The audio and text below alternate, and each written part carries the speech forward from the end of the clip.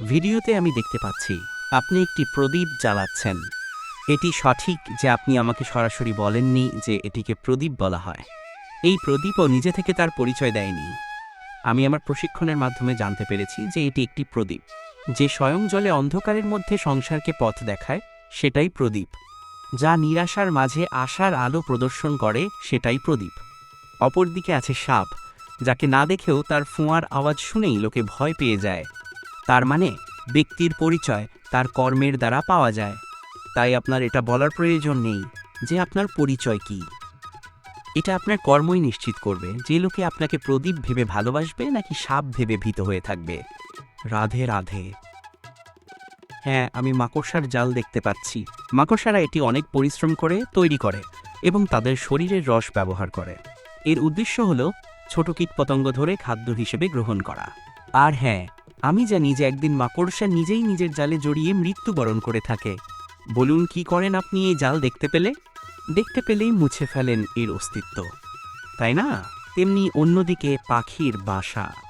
পাখিরাও ভীষণ পরিশ্রম করে এটা তৈরি করে, কিন্তু যদি পাখি একদিন এটা ছেড়ে চলে যায় তাহলেও লোকে এটা নষ্ট করে দেয় না। কারণটা কি? এর কারণ হলো এর নির্মাণ জীবন সঞ্চারের জন্য করা হয়েছিল, নষ্ট করার জন্য নয়। তাই মনে রাখবেন, জীবনে আপনার পরিশ্রম যতই বেশি হোক না কেন, যদি আপনার লক্ষ্য শুভ না হয় তাহলে আপনারও বিনাশ নিশ্চিত। তাই সৃজন করতেই থাকুন আর মুগ্ধ হয়ে বলুন রাধে রাধে।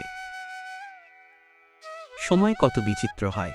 সময় আমাদের পক্ষে থাকলে আমরা নিজেদের রাজা মনে করে নিই, আর সেই সময় যদি বিপক্ষে চলে যায় তাহলে নিঃস্ব হতে সময় লাগে না। তাই মানুষের একটা অভ্যাস আছে, খারাপ সময়ের জন্য কিছু সঞ্চয় করার।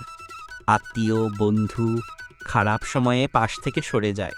যশ, মান প্রতিকূল সময়ে চিরস্থায়ী হয় না। তাই মানুষ মনে করে অর্থ সঞ্চয় করাই শ্রেয়।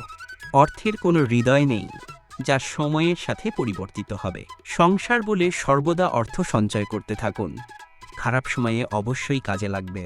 কিন্তু আমি বলবো, শুভ কর্ম করতে থাকুন, আনন্দে থাকুন, নিজের ওপর আর ঈশ্বরের ওপরে বিশ্বাস রাখুন। খারাপ সময় কখনো আসবেই না। রাধে রাধে।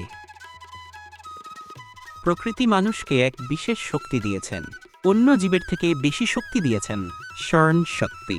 এই শক্তি মানুষকে অন্য জীবের থেকে ভিন্ন করে, ইতিহাস রচনা করার প্রেরণা দেয়, জ্ঞানকে বংশানুক্রমে এগিয়েও নিয়ে যায়। আর যারা ভুলে যান, অধিকাংশ সময় তারা উপহাস আর দয়ার পাত্র হয়ে যান। কিন্তু এটাই কি প্রকৃত রূপে সত্য? এই স্মরণ শক্তি মানুষের বিকাশের সবথেকে বড় বাধা হয়ে দাঁড়ায়, তার মনকে দূষিত করে দেয়। খারাপ অভিজ্ঞতা, কারোর করা বিশ্বাসঘাতকতা, কারোর কটাক্ষ বেশিরভাগ মানুষই ভুলতে পারে না, আর তারপর প্রতিশোধ নিতে উদ্যত হন। প্রথমে সময় নষ্ট করেন প্রতিশোধের প্রস্তুতিতে, আর তারপর সময় নষ্ট করেন প্রতিশোধ নেওয়ার সুযোগ খুঁজতে। যদি সন্তুষ্টি পেতে চান, যদি জীবনে আনন্দ পেতে চান, তাহলে স্মরণশক্তি সদ্ব্যবহার করুন।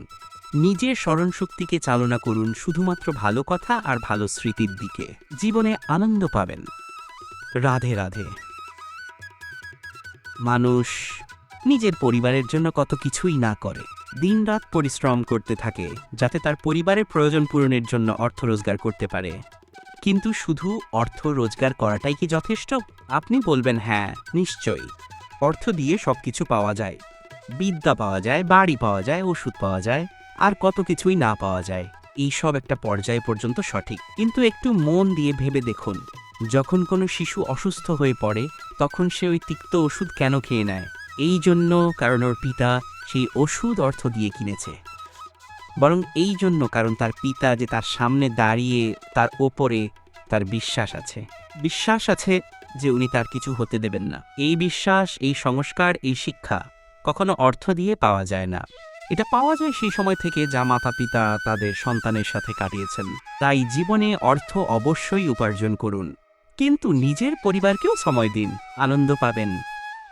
রাধে রাধে। বিরোধিতা এমন এক শব্দ যা শুনে আমরা সবাই ভয় পেতে থাকি। যদি কেউ আমাদের বিরোধিতা করে তা আমাদের সহ্য হয় না।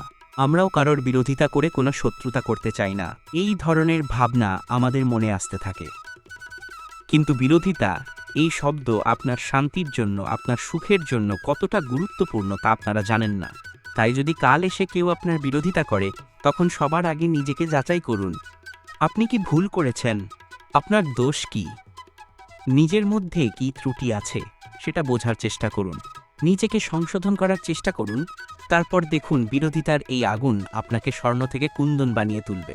বলা হয় এই সংসারে খারাপ বেড়েই চলেছে, কিন্তু তার কারণ এ নয় যে খারাপ মানুষ বেড়ে গেছে, তার কারণ হলো যে ভালো মানুষ, যাদের ভালো চিন্তা ভালো বিচারধারা আছে, তারা খারাপের বিরোধিতা করতে পারে না।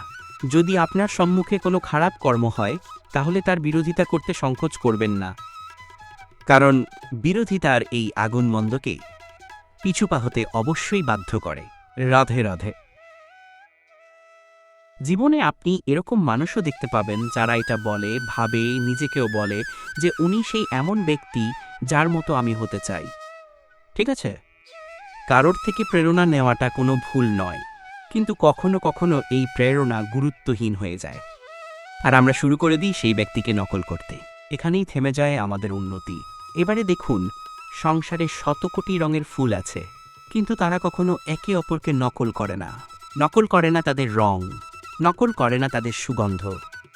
তাহলে আমরা করি কেন?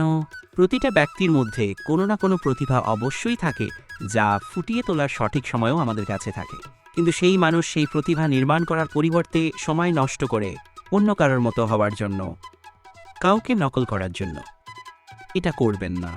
সময়কে ব্যবহার করুন নিজের অস্তিত্ব নির্মাণ করার জন্য, কারণ কারোর ছায়া হওয়ার থেকে ভালো আপনি কারোর জন্য প্রেরণা হয়ে উঠুন। রাধে রাধে। আমরা সকলে পাথরের রাস্তা এড়িয়ে চলি, কারণ এই পথের পাথর আমাদের যাত্রায় আরও কঠিন করে তোলে, আমাদের পা আহত করে দেয়।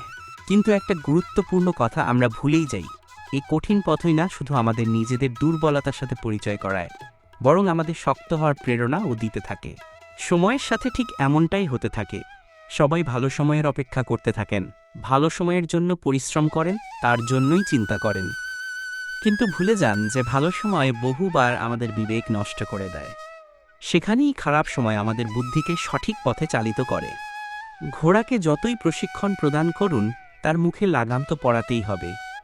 একজন ভালো চালক সেই ঘোড়ার লাগাম মাঝে মাঝেই টেনে ধরে তাকে সঠিক পথে চালিত করতে, যাতে সেই ঘোড়া দিকভ্রান্ত না হয়। এবারে একটু ভাবুন, ঠিক এরকমই হয় আমাদের মন। যদি এটা বিবেকের লাগাম দিয়ে মাঝে মাঝেই আমরা টেনে না ধরি, তাহলে আমাদের এই মন দিকভ্রান্ত হয়ে যাবে। আর যদি আপনি আপনার লক্ষ্যে পৌঁছতে চান, তখন মনের এই লাগাম মাঝে মাঝে অবশ্যই টেনে ধরতে হবে, কারণ বিবেকের এই পথপ্রদর্শনই আপনাকে ভালোভাবে আপনার লক্ষ্যে পৌঁছে দেবে। মনে রাখবেন, আর আমার সাথে ভালোবেসে বলবেন রাধে রাধে। আপনি কখনো জাঁতাকল দেখেছেন? তাতে গম পেষা হয়। গমকে এমনভাবে পেষা হয় যাতে আমরা তা খেতে পারি, জীবিত থাকতে পারি। আর যদি মন দিয়ে দেখেন, তাহলে কলের নিচের অংশ কখনো ঘোরে না, শুধুমাত্র ওপরের অংশই ঘোরে, আর তবেই তা গম পিষতে পারে, আর তবেই রুটি তৈরি হতে পারে। কিন্তু ভেবে দেখুন, যদি কলের দুটো অংশই ঘুরতে থাকে তাহলে কি হবে? তাঙ্ক গম পেশারা বদলায় একে অপরকে পিষে নিজের অস্তিত্ব শেষ করে দেবে।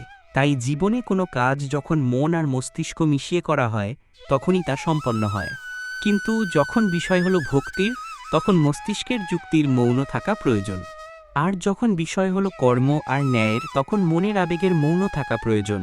তাই মন আর মস্তিষ্কের এই সম্মিলনে সতর্ক থাকবেন।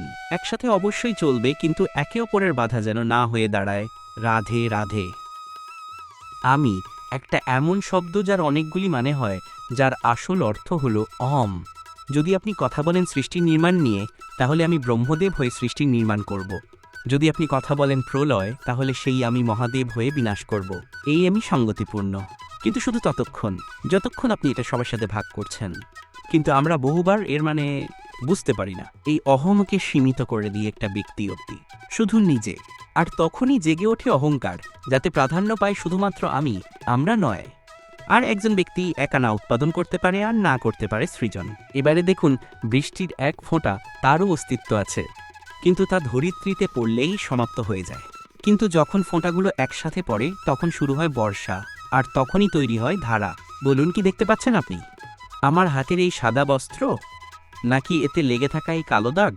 এবারে সত্যি কথা বলতে কি আপনার নজর সবার আগে এই কালো দাগের ওপরে গেছে? ঠিক আছে, এমনটাই হয়। ভীষণ কম মানুষ থাকেন যারা ভাবেন কোনো ব্যক্তি ভীষণ পরিশ্রম করে এই বস্ত্র ধুয়েছেন, এটা শুকিয়েছেন। বেশিরভাগ মানুষের নজর যায় এই দাগের ওপরে। ভাবেন যে এটা কি করে লাগলো? কিছুটা এরকমই হয় আমাদের ব্যক্তিত্বের সাথে। আমাদের শুভ কর্মের ওপরে আমাদের একটা খারাপ কর্ম ভারী মনে হয়।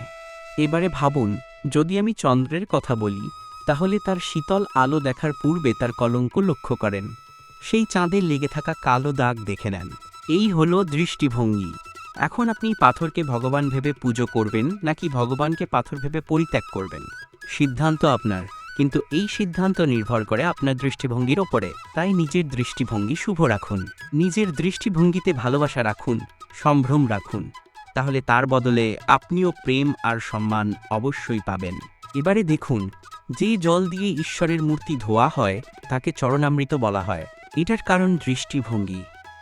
এই সূঁচ দেখতে পাচ্ছেন আপনি? এটা শুদ্ধ লোহা দিয়ে তৈরি। বস্ত্র সেলাই করার কাজে লাগে, অস্ত্রোপচারে কাজে লাগে। কিন্তু আপনি কি কখনো ভেবে দেখেছেন এই সূঁচ কিভাবে তৈরি হয়? লোহার এক বড় অংশকে পিটিয়ে পিটিয়ে টেনে টেনে তাকে পাতলা বানানো হয়। এরপরেই আমরা পেয়ে থাকি সূঁচ। ভাবুন, যদি লোহার টুকরোতে অনর্গল প্রহার করার ফলে একটা লোহার টুকরো সূঁচে পরিণত হয়, তাহলে আমাদের জীবনে অনর্গল চেষ্টা করার ফলে জীবনের সমস্ত অংশকে আমরা কত প্রভাবশালী কাজে পরিণত করতে পারি। শুধু প্রয়োজন দৃঢ় নিশ্চয়তার। তাহলে আসুন আমার সাথে ভালোবেসে বলুন রাধে রাধে। আপনি কখন একটা সফল ব্যক্তি বলে গণ্য হন? যখন আপনার কাছে থাকে সম্মান, ক্ষমতা আর অর্থ। এর মধ্যে আপনি অর্থ আর সম্মান সহজেই অর্জন করতে পারেন, কিন্তু ক্ষমতা কখনো অর্জিত হয় না। সেটার জন্য তো কেবল যোগ্যই হতে হয়। আর কোনো ব্যক্তির যোগ্যতা প্রমাণিত হয় তার করা কর্মের ওপরে, আর কোনো কর্ম করা হয় কোনো ক্ষমতার জন্য। তাই এটা বলা যেতে পারে যে ক্ষমতা থেকে কর্ম আর কর্ম থেকে ক্ষমতার জন্ম হয়। আর এই চক্রকে বলে ক্ষমতা চক্র। আর এই চক্রের ভিতরে যে থাকে তাকে বলা হয় যোগ্য। আর এই ক্ষমতা চক্র আপনাকে উপরেও নিয়ে যেতে পারে আর নিচেও ফেলে দিতে পারে। তাহলে মনে রাখবেন, এই চক্রকে নিজের উপরে কখনো প্রাধান্য দেবেন না। এই চক্রের ওপর দিয়ে এগিয়ে যান। আর আমার সাথে ভালোবেসে বলুন রাধে রাধে।